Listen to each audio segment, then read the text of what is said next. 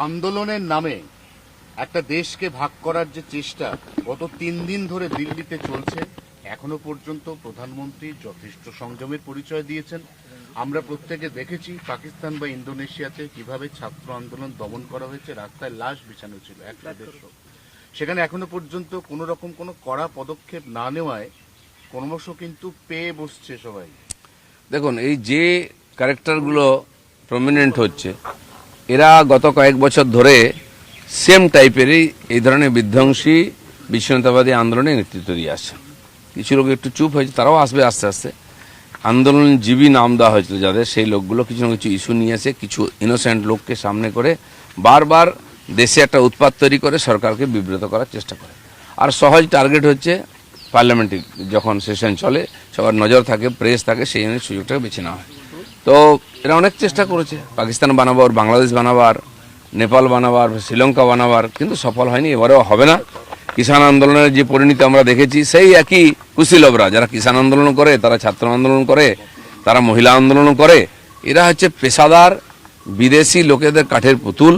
সেই জন্য এরা কিছুদিন উৎপাত করবে, কিন্তু ভুলে যাবে না যেন সরকারটা, নরেন্দ্র মোদী, অমিত শাহ, তারা যথাসময়ে ডিসিশন নেবেন।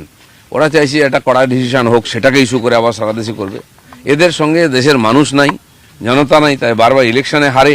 আর কিছু এরকম দালাল টাইপের লোক আছে, বিদেশি দালালি করে, তারা সামনে লাফাচ্ছে। সাধারণ মানুষও চেনে, আর যারা ওর মধ্যে এসেছিল প্রথমে আন্দোলনকারী, তারাও বুঝতে পেরেছে তাদেরকে এই যে যুদ্ধের বড়ে তৈরি করা হচ্ছে। যারা নিটে সেকেন্ড টাইম পরীক্ষা দিল, প্রথমবার লিক হওয়ার পরে প্রশ্ন পরীক্ষা দিয়ে যারা টপার হলো, তারা বলছে হ্যাঁ আমরা পরীক্ষা একবার ক্যান্সেল হয়েছে, আরেকবার দিয়েছি, ভালো প্রিপারেশন নিয়েছি, আমরা টপার হয়েছি, আমরা কেন যন্তর মন্তর যাব?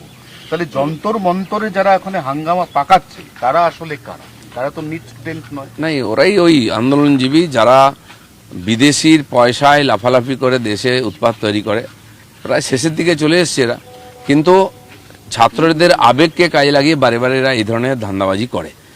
পাস করেছে ছাত্ররা, তাদেরকেও আসতে হবে। ঠিক বলেছে, আজকে ছাত্ররা নিজের এবং দেশের ভবিষ্যৎ চিন্তা করে ডিসিশন নিক, এইসব ধান্দাবাজ লোকেদের পাল্লায় যেন কেউ না পড়ে।